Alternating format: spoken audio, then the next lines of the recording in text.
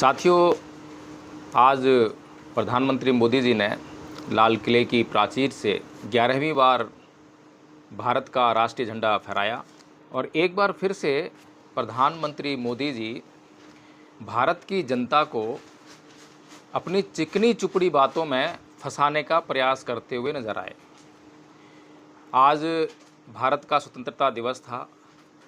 भारत के स्वतंत्रता दिवस पर क्या बोलना चाहिए, भारत के प्रधानमंत्री की दृष्टि से कैसा भाषण होना चाहिए, ये मैं सोचने पे आज बहुत मजबूर हुआ।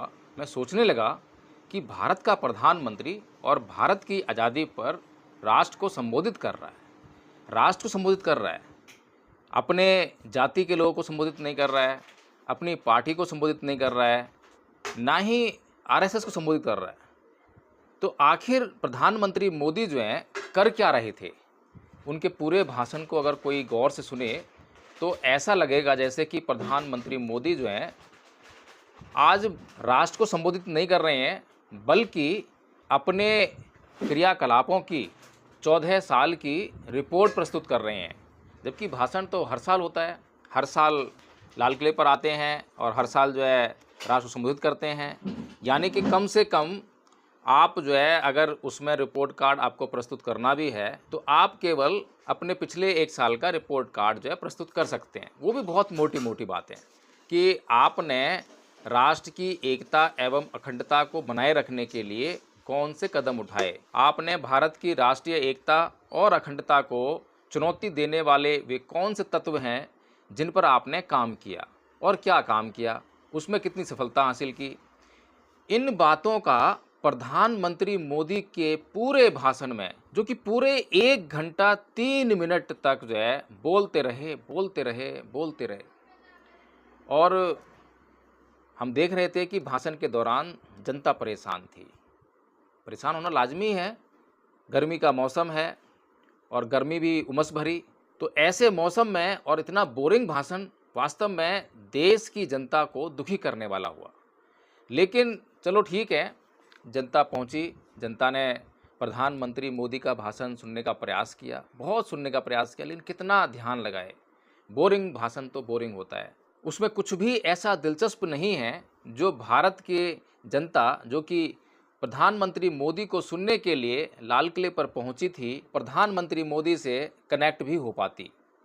और लगातार प्रधानमंत्री केवल एक ही राग कि मैं, मेरा, मैंने, कि मैं इस देश का प्रधानमंत्री हूँ, यह देश मेरा है और इस देश में जो भी अब तक विकास का कार्य किया है वो मैंने किया है। इसके अलावा उनके पूरे भाषण का निचोड़ जो है मुझे तो कुछ लगता नहीं कुछ दिखाई पड़े। भारत को एक राष्ट्र बनाने के लिए जो सबसे बड़ी चुनौती मुंह बाएं खड़ी है वो है सांप्रदायिकता। इस पर प्रधानमंत्री कुछ नहीं बोल रहे हैं, बोले भी तो गोल बोल कर गए, कुछ भी स्पष्ट रूप से बोले ही नहीं। भारत की राष्ट्रीय एकता और अखंडता को सुनिश्चित करने के लिए जो सबसे बाधक तत्व है वो है जातिवाद, उस पर प्रधानमंत्री बोले ही नहीं।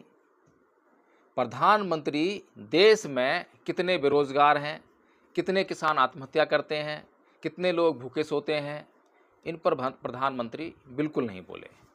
प्रधानमंत्री का जो उद्देश्य था केवल देश को ये बताना कि मैं कितना सक्षम प्रधानमंत्री हूँ।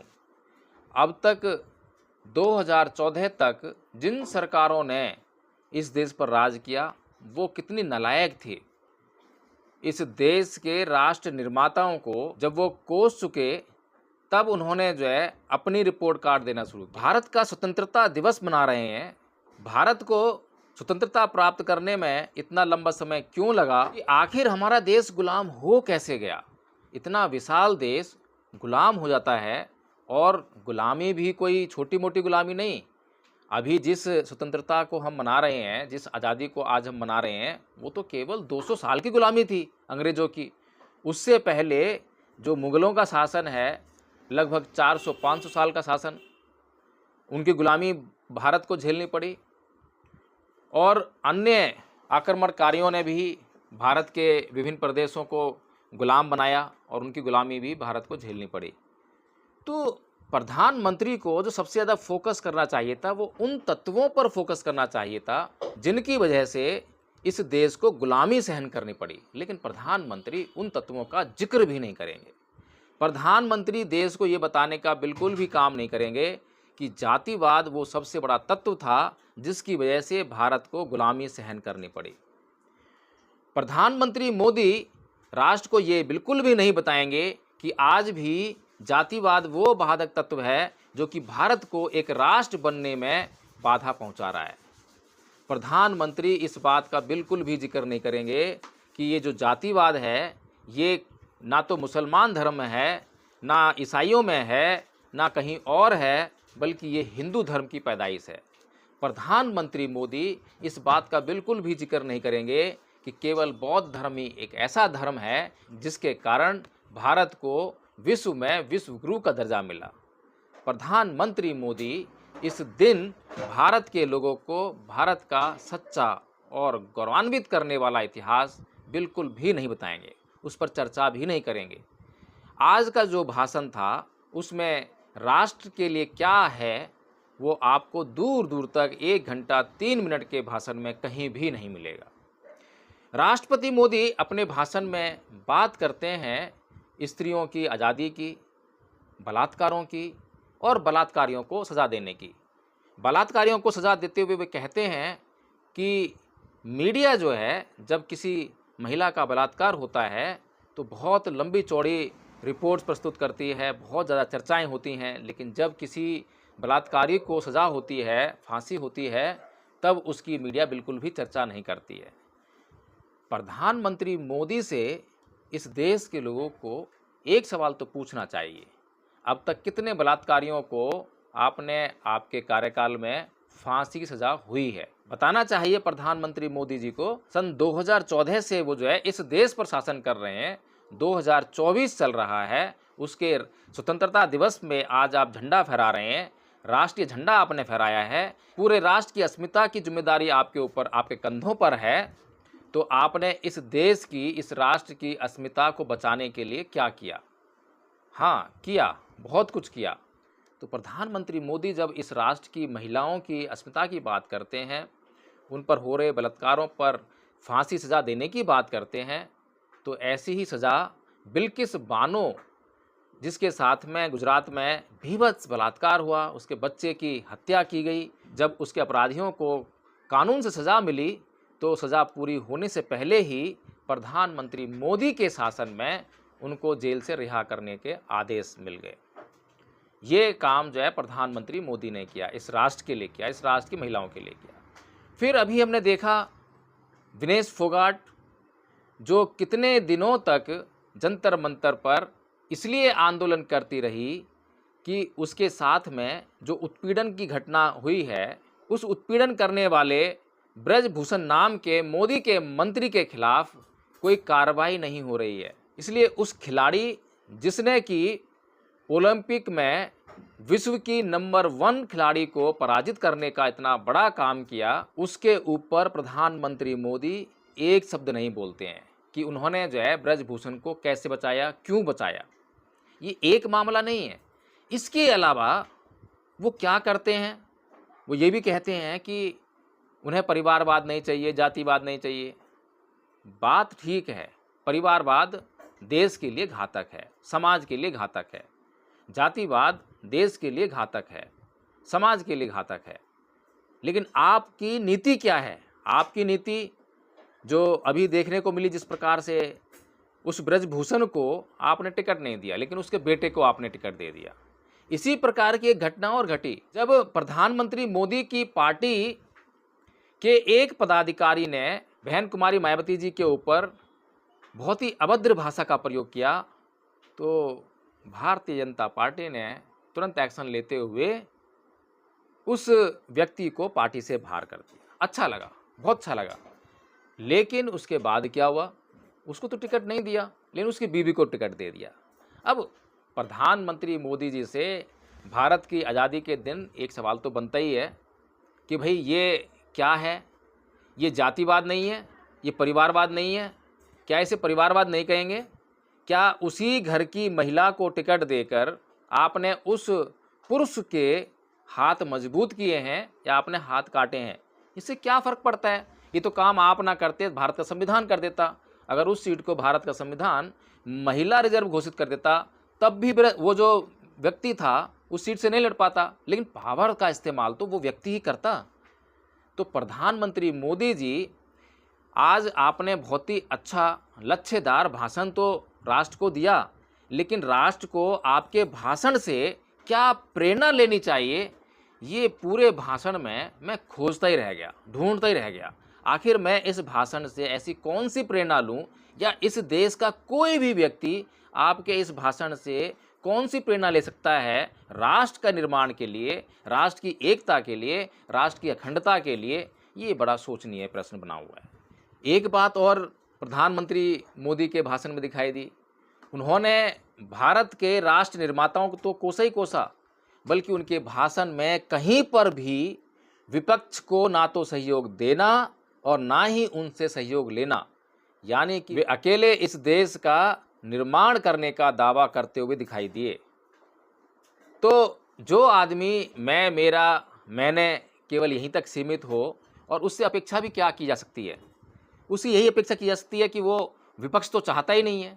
पीछे जिस प्रकार से भारत में आईपीसी, सीआरपीसी और एविडेंस एक्ट को बदला गया, उनकी जगह नए कानून लाए गए, और जब ये कानून पास हुए तब पूरा विपक्ष जो है निलंबित कर दिया गया, सस्पेंड कर दिया गया। तो आप तो विपक्ष को भी चाहते ही नहीं है, आप तो विपक्ष के साथ में कभी चर्चा चाहते ही नहीं है। कोई भी इशू हो, कोई भी मुद्दा हो, कितना भी महत्वपूर्ण मुद्दा हो, आप तो चाहते ही नहीं है कि विपक्ष जो है उसमें चर्चा में शामिल भी हो। तो ये तो आपके भाषण से पूरा पूरा झलकता है। एक चीज़ मुझे जो झलक रही थी, मुझे प्रधानमंत्री मोदी के भाषण में आज लाल किले की प्राचीर से कोई देशभक्त भाषण दे रहा हो ऐसा नज़र बिल्कुल नहीं आया, लेकिन एक देशद्रोही भाषण दे रहा हो ऐसा मुझे उनकी हर बात में, हर सेंटेंस में नज़र आ रहा था। मुझे उनके भीतर इस देश को तोड़ने वाला जो तत्व है, जातिवाद, वो नज़र आ रहा था। इस देश की एकता और अखंडता को नष्ट करने वाला तत्व, सांप्रदायिक व्यक्ति उस भाषण में नज़र आया। मुझे इस देश में, इस देश के साथ किसी भी तरह का प्रेम करने वाला व्यक्ति एक पल के लिए भी नज़र नहीं आया, क्योंकि जो व्यक्ति केवल मैं, मेरा और मैंने तक सीमित हो गया हो, तो उससे जो है कैसे हम अपेक्षा कर सकते हैं कि वो इस देश के लोगों से प्रेम कर सकता है।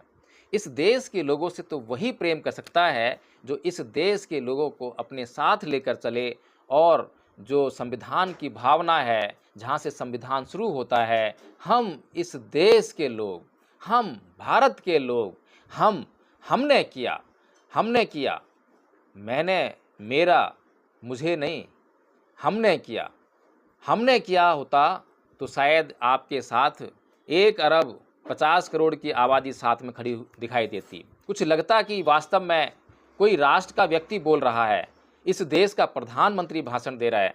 लेकिन आपके भाषण से तो केवल इतना लगा कि आपने जिस प्रकार संसद को राजनीति का अखाड़ा बना रखा है, उसी प्रकार से आज लाल किले की प्राचीर को भी अपनी राजनीति का अखाड़ा मात्र बना के रख दिया।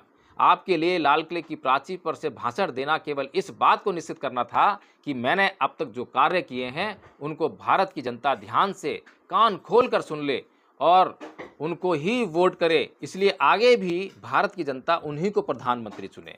तो साथियों, मैं केवल आप लोगों का प्रधानमंत्री मोदी के इस भाषण में केवल इतना ही ध्यान दिलाने का प्रयास कर रहा था। हालांकि उन्होंने बहुत सारी बातें कहीं, उन्होंने जो है मीडिया के लिए बातें कहीं कि मीडिया को जो है ग्लोबल मीडिया होना चाहिए। अभी मीडिया जो चल रहा है वो उनसे उनका पेट नहीं भरा है कि किस प्रकार से मीडिया उनको जो है प्रोपेगेट करता है, कैसे मीडिया ये दिखाता है कि बांग्लादेश में मुसलमान हिंदुओं को मार रहे हैं। मुसलमानों की कट्टरता नहीं मार रही है, मुसलमान हिंदुओं को मार रहे हैं। और किस प्रकार से उनका जो मीडिया है वो अभी उनके लिए प्रोपेगेशन कर, उनको ग्लोबल मीडिया चाहिए। ग्लोबल मीडिया का मतलब जो जहाँ तक मैं समझ पा रहा हूँ वो यही है कि अभी जो विदेशी मीडिया जो उनको कवर नहीं करता है, कई बार उनको क्रिटिसाइज़ कर देता है, कई बार उनकी जो है पोल खोल देता है, कई बार उनकी सच्चाई दिखा देता है, तो वो भी उनके बस में आ जाए, तो वो भी गोदी मीडिया के तहत जो है काम करने लगे। तो अभी जो जिस मीडिया के ग्लोबलाइजेशन की बात प्रधानमंत्री मोदी कर रहे हैं, तो उससे तो केवल यही समझा जा सकता है ताकि उनका जो विपक्ष है, उनका जो विरोध है, वो पूरी तरह से ख़त्म हो जाए। लेकिन मुझे लगता है कि वो मरना ही नहीं चाहते हैं। वो कुछ ऐसी दवा का भी इजाद करने का प्रयास कर रहे होंगे। उन्होंने वैज्ञानिकों को ये काम भी सौंप दिया होगा कि भैया ऐसी कोई दवा बनाओ जिससे कि मैं हमेशा इस देश पर राज करता रहूं, ताकि मेरे बाद कोई भी प्रधानमंत्री इस देश में आए तो वो मेरी कभी आलोचना ना करे, और कम से कम मेरे जीवन रहते तो कोई दूसरा प्रधानमंत्री बने ही ना। अगर गलती से कोई प्रधानमंत्री बन गया तो फिर सारे जो काले कारनामे हैं, जो काले चिट्ठे हैं, वो सारे खुलने लगेंगे, सारी ढोल की पोल खुल जाएगी। जो आरोप अब तक जो है वो कांग्रेस पर लगाते आए हैं, राष्ट्र निर्माताओं पर लगाते आए हैं, उनसे कहीं गंभीर आरोप जो है प्रधानमंत्री मोदी पर लगने वाले हैं, ऐसा मुझे समझ में आ रहा है। मुझे ये भी समझ में आ रहा है कि जो स्विट्ज़रलैंड की जो बैंक, स्विस बैंक में जो काला धन की बात कर करके इस देश के लोगों को मूर्ख बना के 15 लाख रुपए का लुभावना वादा करके जो इस देश के लोगों का वोट हड़पा, तो शायद मुझे लगता है कि स्विस बैंक में अब सबसे अधिक खाते जो है भारतीय जनता पार्टी के होंगे, प्रधानमंत्री मोदी के जो चहेते हैं उनके होंगे। हो सकता है कि स्विस बैंक ना कोई दूसरा बैंक भी उन्होंने चुन लिया हो जहाँ पे, क्योंकि स्विस बैंक को तो उन्होंने खुद ही बदनाम कर दिया है। तो साथियों, मेरा सिर्फ इस वीडियो को बनाने का केवल एक ही उद्देश्य था, वो था राष्ट्रवाद। कि इस देश के प्रधानमंत्री को जब भी लाल किले की प्राचीर से भाषण देना चाहिए तो उसे अपने कामों में ये ना बताए कि क्या विकास किया, कितनी गड्ढे भर दिए हैं, कितने पुल बना दिए हैं, कितनी सड़कें बना दी हैं। ये काम तो हर एक सरकार का है। सबसे महत्वपूर्ण कार्य ये है कि जिन तत्वों की वजह से, जिन बातों की वजह से यह देश गुलाम बना, उन बातों पर कितना काम हुआ है। इस देश के लोगों को एकता और अखंडता के सूत्र में प्रोए रखने के लिए उन्होंने कौन सा काम किया है, ये महत्वपूर्ण बात है। और इस बात पर ही किसी भी प्रधानमंत्री को, किसी भी सरकार के प्रतिनिधि को इस दिन भाषण देना चाहिए, बात करनी चाहिए। तो साथियों, इस वीडियो में इतना ही। जय भीम, नमो बुद्धाय।